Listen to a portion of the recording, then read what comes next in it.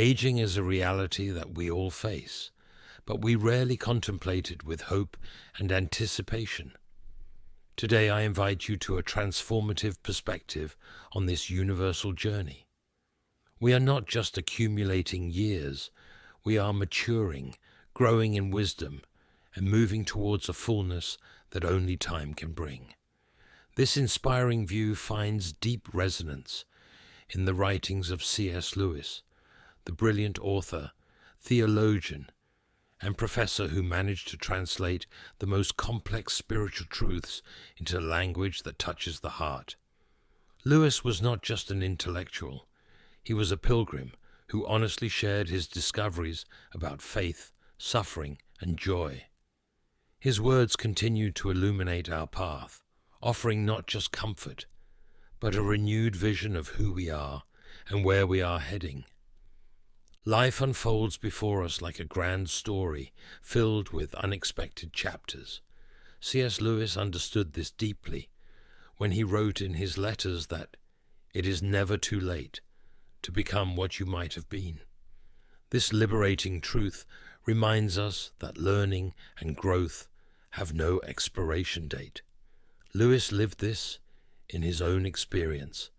He found romantic love at 58 and produced some of his most significant works in his later years.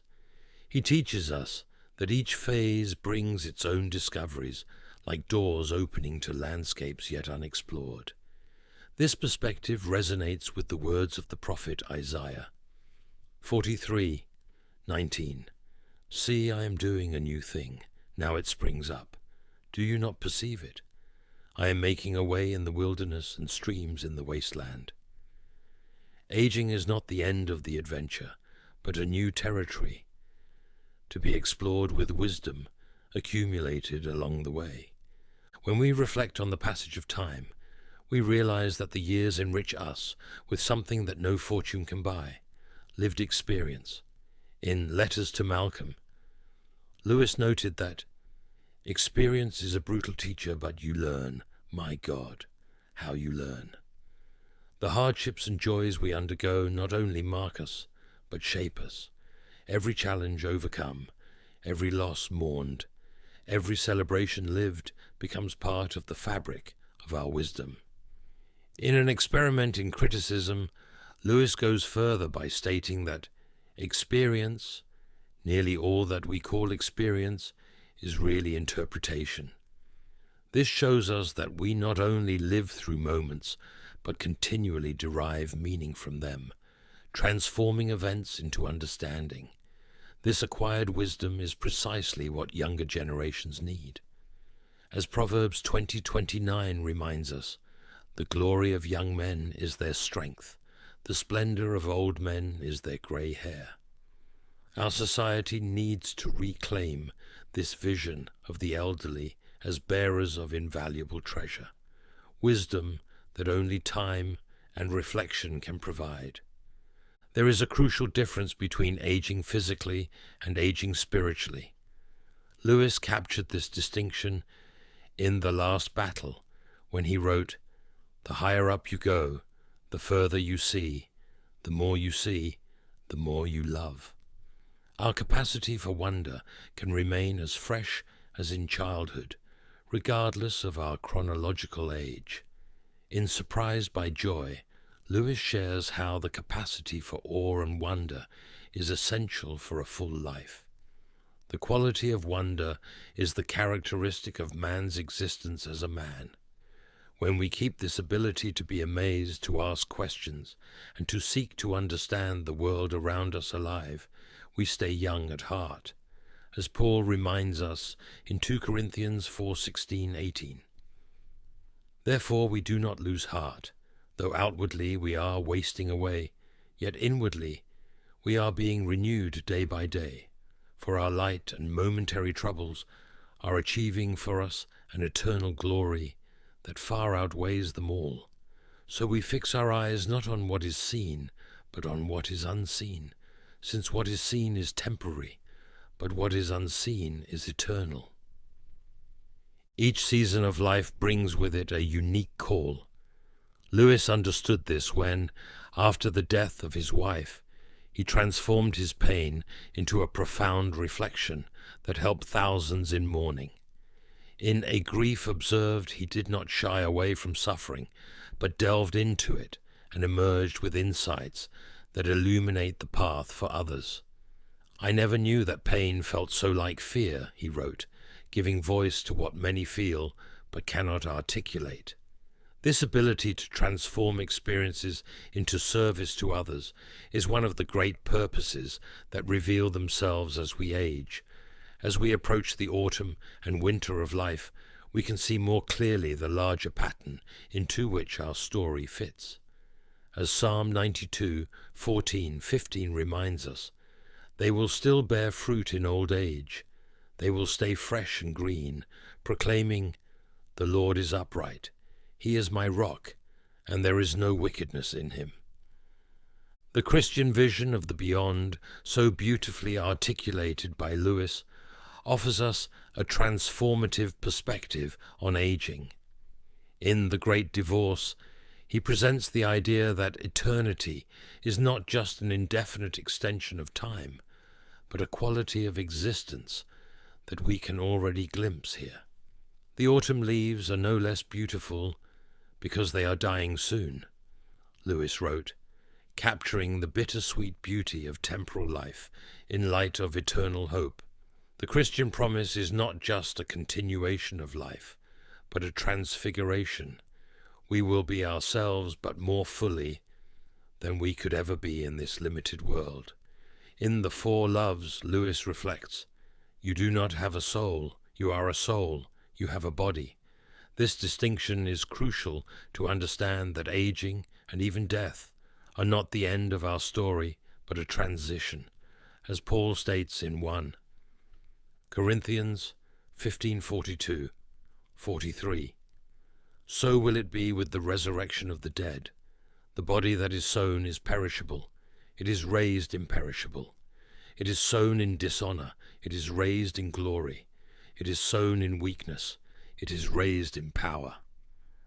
Biblical wisdom on aging is profound and multifaceted. In The Screwtape Letters, Lewis notes that humans are amphibians, half spirit and half animal. This dual nature explains many of our internal conflicts as we age. We feel the body weaken, while the spirit continues eager for growth. Ecclesiastes poetically describes this process when it speaks of the keepers of the house trembling the hands, and the strong men bowing the legs. In chapter 12, however, the psalmist reminds us that the righteous will flourish like a palm tree. They will grow like a cedar of Lebanon. Those who are planted in the house of the Lord will flourish in the courts of our God. Psalm 92:12-13. This powerful image of continuous flourishing, even in old age, contradicts the cultural view that often associates aging only with deterioration.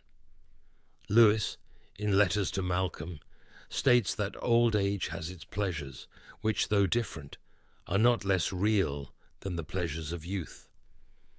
This recognition of the unique gifts of each stage of life helps us to fully embrace the present moment, without lamenting the past or fearing the future.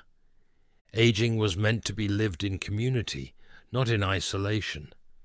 Lewis exemplified this through his group of friends, the Inklings, where he shared ideas and received constructive criticism that strengthened his work.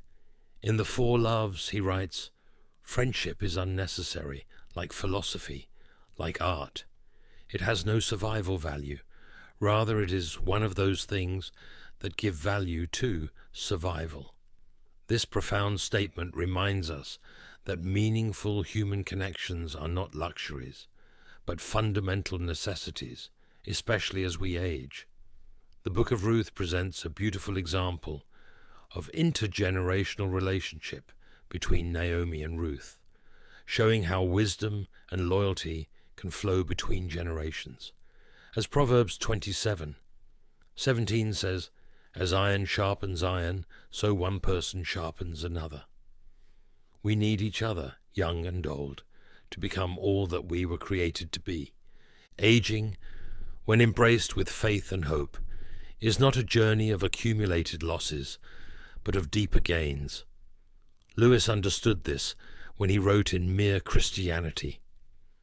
If I find in myself a desire that no experience in this world can satisfy, the most likely explanation is that I was made for another world.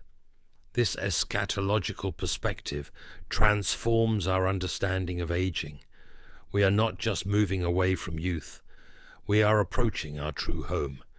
As Hebrews 11:13-16 reminds us, we are foreigners and strangers on earth, seeking a better country, that is, a heavenly one. This understanding does not make us indifferent to the present life, but helps us to live it with a more balanced perspective, without idolizing youth or despising old age. Our journey through time is not a straight downward line, but an ascending spiral that brings us ever closer to who we were created to be. In Miracles, Lewis observes that each passing year integrates us a little more into the eternal pattern. This vision invites us to embrace each season of life with gratitude and expectation, trusting that even as our outer self is wasting away, our inner self is being renewed and prepared for the glory to come. As Paul beautifully stated, "Therefore we do not lose heart. Though outwardly we are wasting away, yet inwardly we are being renewed day by day. For our light and momentary troubles are producing for us an eternal glory that far outweighs them all." 2 Corinthians 4:16-17. I invite you to reflect on your own life journey. What precious lessons have you learned through the passage of time? What unique wisdom do you carry that could illuminate the path for others? Share your stories and reflections, for in doing so, we not only enrich each other, but also honor the divine purpose of transforming our experiences into beacons that guide and inspire.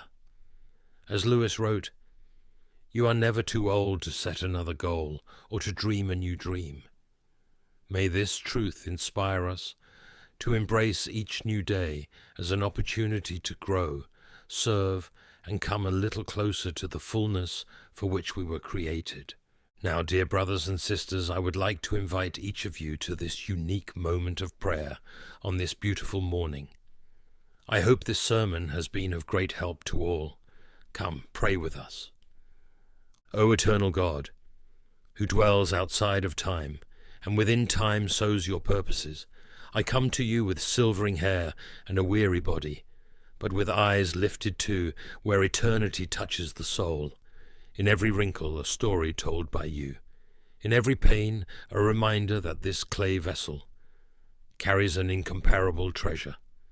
I bless you, Lord of the years, for each season has been your instrument to shape me, refine me, draw me closer. You have made aging not a sentence but a sacrament, a visible sign of your invisible work. Even as the flesh bends, the soul rises like a cedar planted in the courts of your temple. O Christ, you who aged without sin, you who learned obedience through what you suffered, teach me to age with holiness, to count the days not by losses accumulated, but by grace poured out, to see in my years not decay, but growth toward glory. Free me from a bitter old age, bound to what time has taken. Give me in return a spirit of eternal youth, capable of marveling, of surrendering, of waiting for the new that you have promised. See, I am doing a new thing. Do you not perceive it? Lord, do not let the flame go out, nor let the gaze cloud before the promise. Renew me day by day, for my strength no longer comes from muscles, but from hope, not from agility, but from the certainty that you are with me until the end of the ages. And when the final winter approaches, do not let it be gloomy. Let it be just the portal that leads to the great summer. For you promised, the body sown in weakness will be raised in power, and the soul which has longed for you will find rest at home. Until then, O Father, make me fruitful in the grey season. May my story, bathed by your Spirit, serve as a beacon to the younger, comfort to the afflicted, wisdom to the wanderers. For old age in you is verdant, and the years lived with you are but a preface. Eternity is yet to come, but it already begins here, in your love that does not age. Amen. If you prayed with us, declare your faith and receive the blessings of this prayer by leaving your Amen in the comments. I am confident that God spoke to your heart today and that great things he will do in your life. If this message touched you, share this moment of hope and faith with others. Like, subscribe to the channel, and send this video to friends and family. In doing so, together, we will be fulfilling the call of Jesus in Mark 16:15. Go into all the world and preach the gospel to every creature. Thank you for being with us thus far. It is a joy to walk alongside you on this spiritual journey. May the Lord continue to bless you and your family with peace, love, and strength for the days to come.